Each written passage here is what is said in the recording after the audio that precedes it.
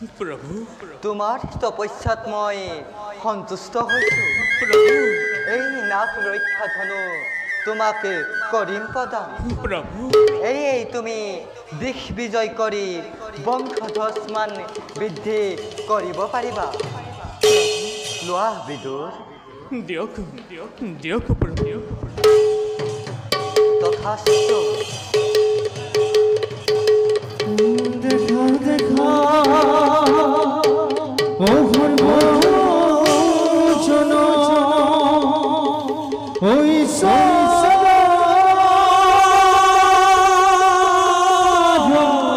লীলা হে নারায়ণে বিদুরক হরিবর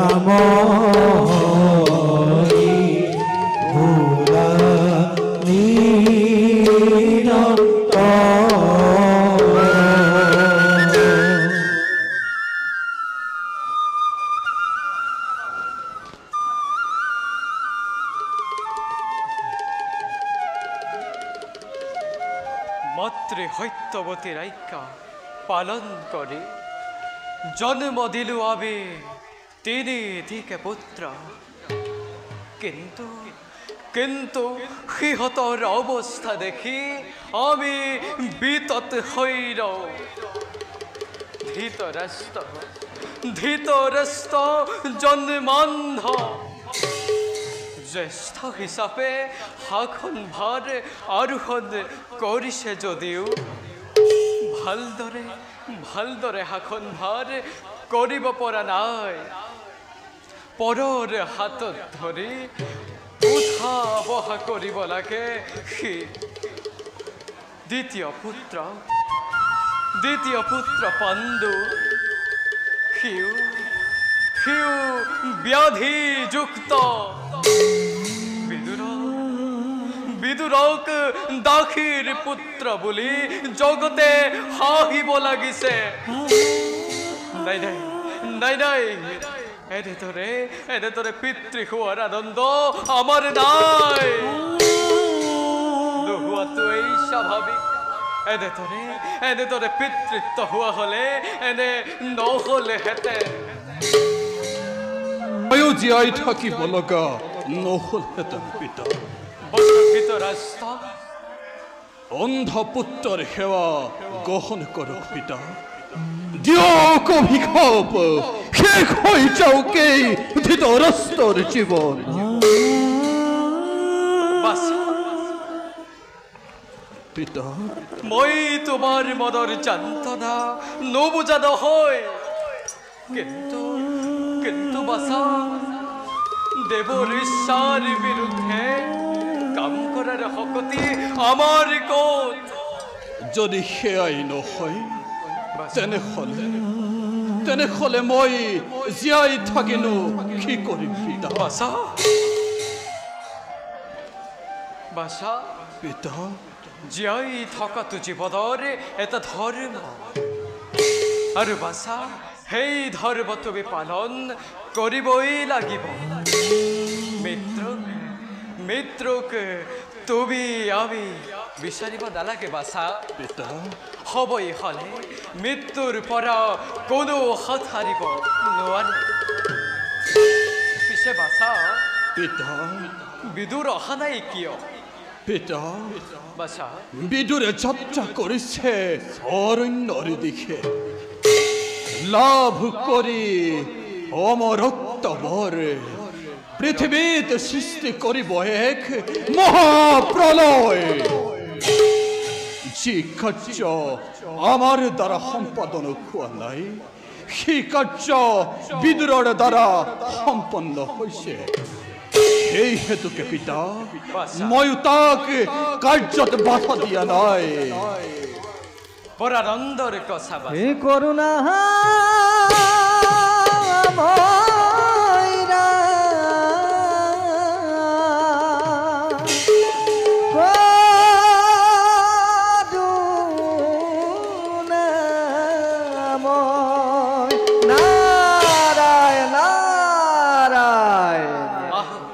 আহক দেৱৰখী আহক আমাৰ এই দুখৰ দিনত আপোনাৰ দৰে পৰম জনক লগ পালে আমি সঁচাকৈ আশ্বস্ত হওঁ আমাৰ প্ৰণাম গ্ৰহণ কৰক দেৱৰখী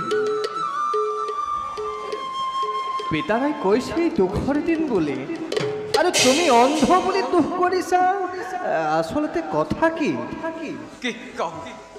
কি কম দেৱৰখী আপোনাক আমাৰ দুখৰ কথা নাৰায়ণ বাছা ধৃতৰাষ্ট্ৰ জন্মান্ধ জ্যেষ্ঠ হিচাপে শাসনভাৰ আৰোহণ কৰিছে যদিও দিগ্বিজয় কৰিব নোৱাৰাৰ বাবে তাৰ মনত শান্তি নাই আৰু তাৰ অশান্তিয়ে দেৱৰখী আমাৰ অশান্তিৰ কাৰণ হৈছে বাছা বিদুৰ তপস্যাৰ কাৰণে অৰণ্যলৈ যোৱা আজিলৈ উভতি অহা নাই পিছে দেৱৰখী নাৰদ মুনিবৰ ধৃতৰাষ্ট্ৰই দৃষ্টি লাভ কৰাৰ কোনো উপায় নাই নে দেৱৰখী নাৰদ সাধাৰণতে অন্ধজনে দৃষ্টিশক্তি লাভ কৰাৰ কোনো উপায় নাথাকে যদি নাৰায়ণক পূজা কৰি সন্তুষ্ট কৰিব পৰা হয় তেতিয়া কিন্তু দৃষ্টিশক্তি লাভ কৰিব পাৰে দেৱৰখী যদি সেয়ে হয় দেৱৰখী নাৰদ মুনিবৰ নাৰায়ণক সন্তুষ্ট কৰাৰ ব্যৱস্থা আমি কৰিম আপুনি পুত্ৰ ধৃতৰাষ্ট্ৰক তপস্যাৰ স্থলীলৈ লৈ গৈ আমাক পৰম অনুগ্ৰহ কৰে যেন ভালে মুনিবৰ এই কাম মই আনন্দ মনেৰে কৰিম সম্পাদন ব'লা ৰাজন আমি এতিয়া যাত্ৰাৰ কৰো আয়োজন বলক দেৱৰখী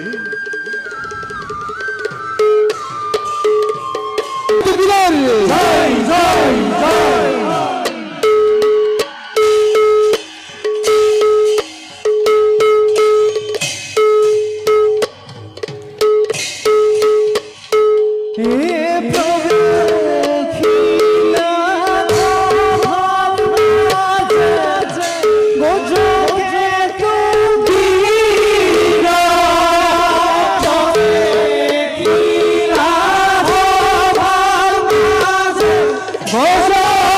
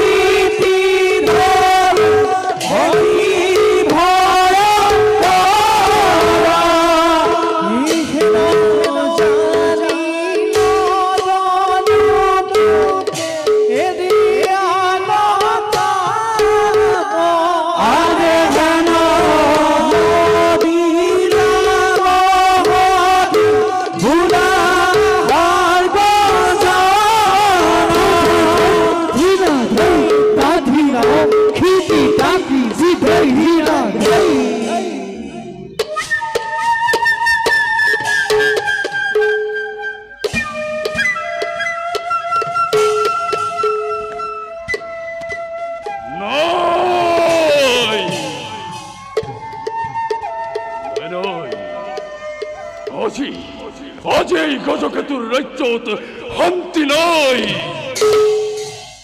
কিন্তু এই অশান্তিৰ মূল কি মই আজিও নিৰ্ধাৰণ কৰিব পৰা নাই।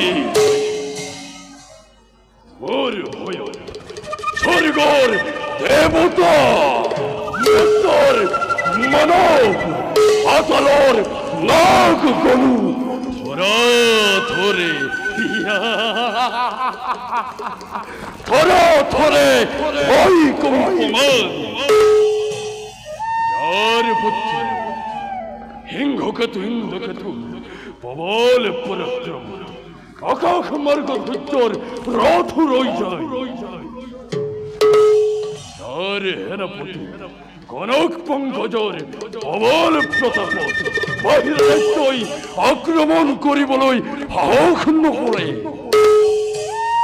এই গজপতি আজি সকলো থাকিও একোই নাই, নাই নাই নাই নাই নাই নাই। মই ইয়াৰ এটা ব্যৱস্থা কৰিব লাগিব। যাও পুত্ৰদয়ৰ লগত এই বিষয়ে মই কৰিমগৈ আলোচনা।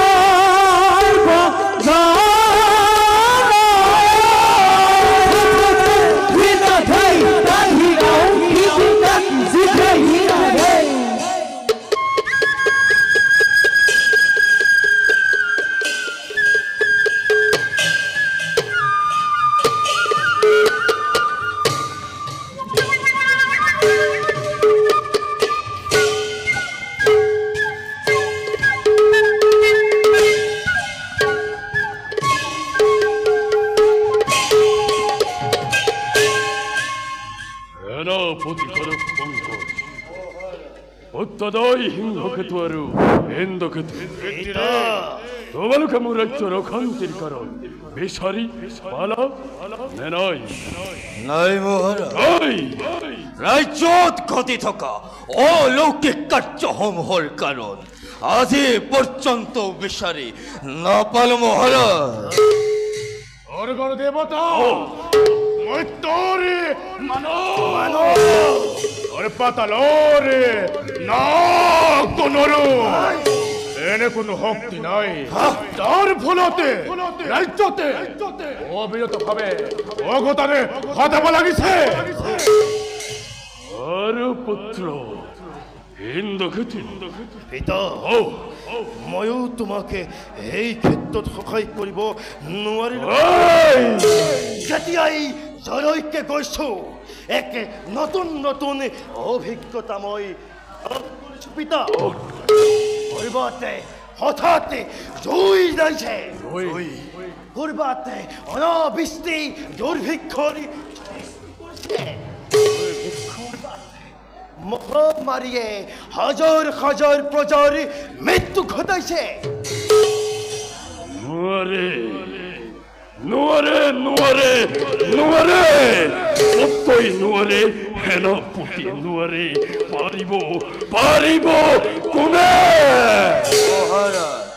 নাই নাই মই ইয়াৰ এটা ব্যৱস্থা কৰিব লাগিব মই ইয়াৰ এটা ব্যৱস্থা কৰিব লাগিব মহাৰাজ তাতোতকৈ এটা আপুনি কাম নকৰে কিয় আপোনাৰ পিতা দেৱাদিদেৱ মহাদেৱৰ পাশে গৈ ৰাজ্যত ঘটি থকা অলৌকিক কাৰ্যসমূহৰ কাৰণ নিৰ্ধাৰণ নকৰে কিয় উত্তম উত্তম পৰামৰ্শ কৰিলা প্ৰধান কালিলৈ প্ৰাতঃতে যাম মই মহাদেৱৰ কাষে প্ৰজাৰ আগত এনে কথা যাতে নহয় পথাৰ অজকেতুৱে মানৰ ভয়ত ৰাজ্য এৰি কৰিছে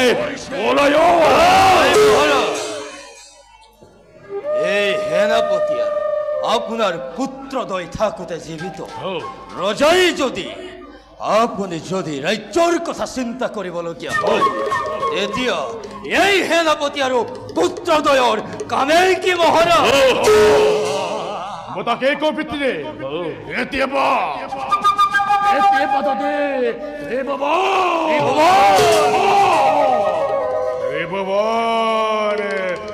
জয় কৰিব লগা হয় এতিয়া এই সিংহগত যাব পিতা আৰু এই ইন্দ্ৰকেতু জানো বহি থাকিব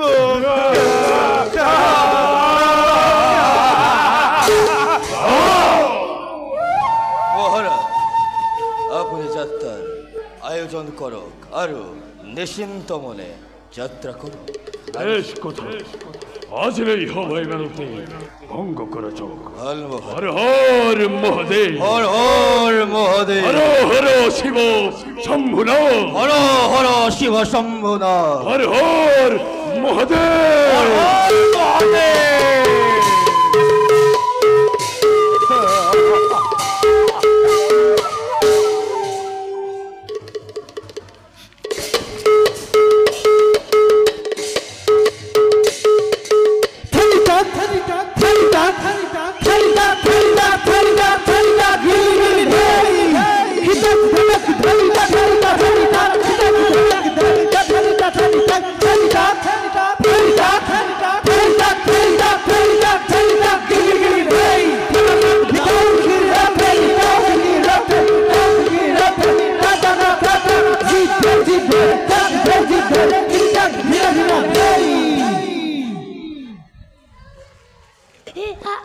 Bola testa.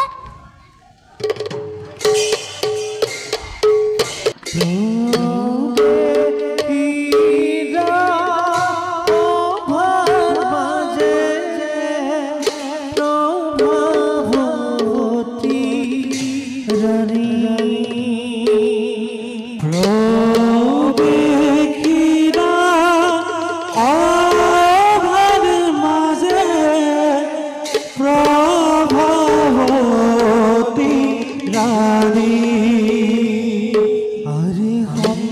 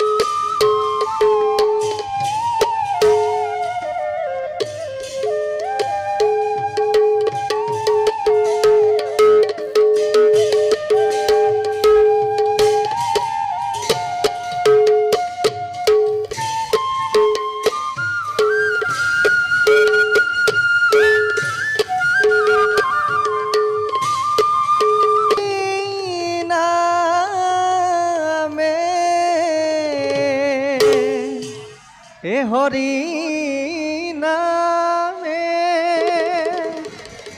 হরি নামে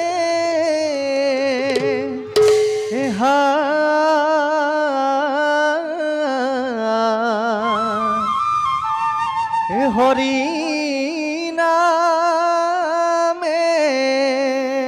করিয়াছে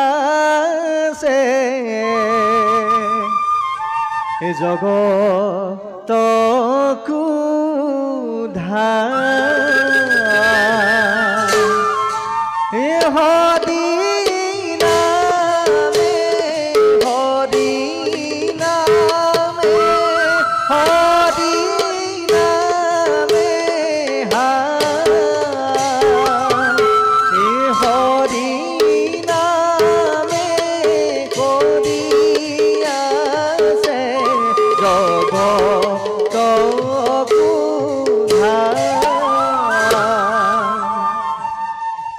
রাজন রাজন তুমি এই স্থানতে নারায়ণক পূজা কৰা আৰু নাৰায়ণক সন্তুষ্ট হৈ তোমাকে দৃষ্টিশক্তি কৰিব প্ৰদান মই বাৰু তোমাক সৌ আঁতৰৰ পৰাই নিৰীক্ষণ কৰি থাকিম তুমি ইয়াতে পূজা আৰম্ভ কৰা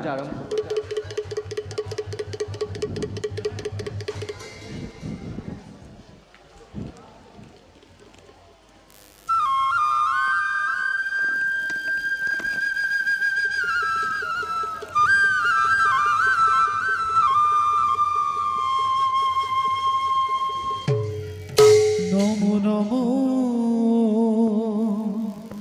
নারায়ণ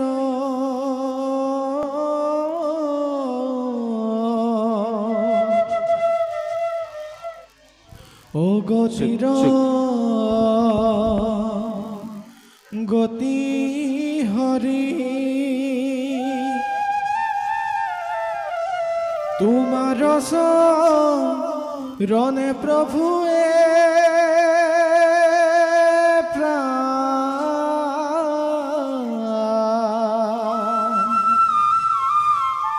করি সুবিনতি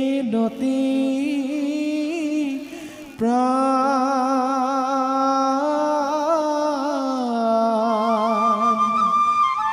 হরি হরি হরি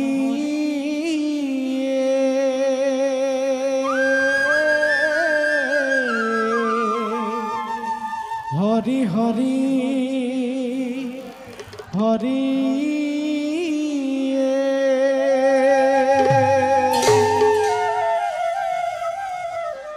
হে জ্যোতিষ্ময় নারায়ণ,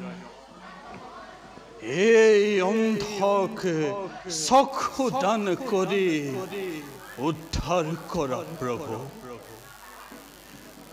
শক্তি থকা জনৰ যদি সামৰ্থ্য নাথাকে, সিজনৰ কেনে গতি হয় সেই কথা তুমি জানা ভালদৰে। হে প্ৰভু, এবাৰ মোকো চক্ষু দান কৰি মোৰ শক্তি পৰীক্ষা কৰিবৰ বাবে সুযোগ দিয়ক প্ৰভু। এবাৰ সুযোগ দিয়ক, নহ'লে এই ৰাক্ষসৰে নিজৰ কলে বৰ শেষ কৰিবে পংগৰ জীবন।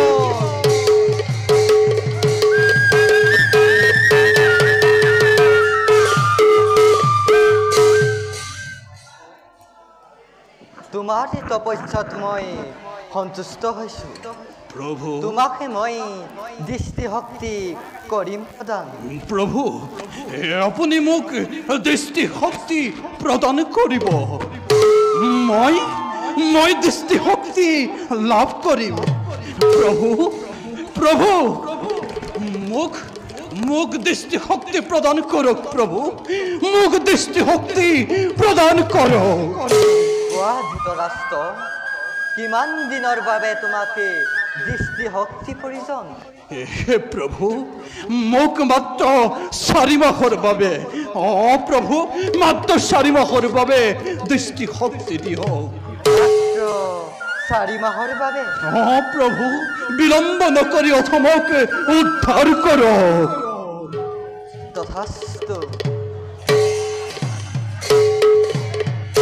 দেখা দেখা সৰ্বজন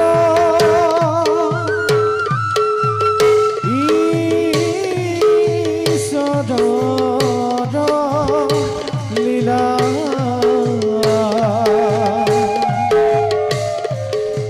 দৃষ্টি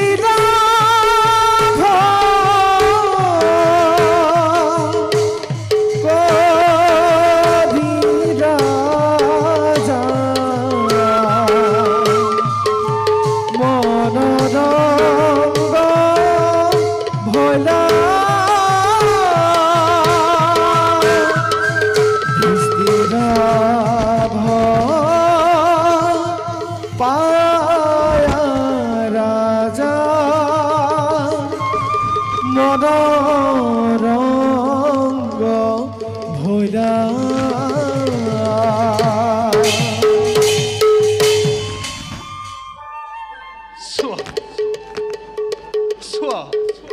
চোৱা জগতবাসী মই দৃষ্টি শক্তি লাভ কৰিলো।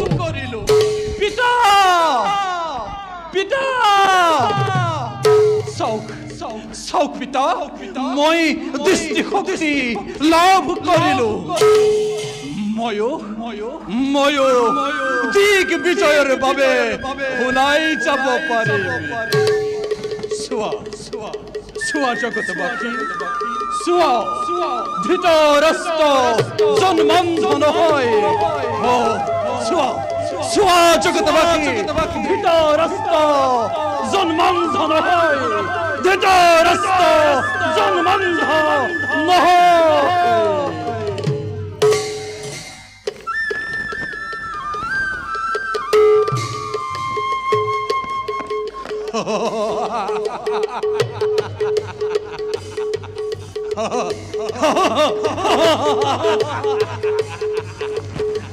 পিতা পিতা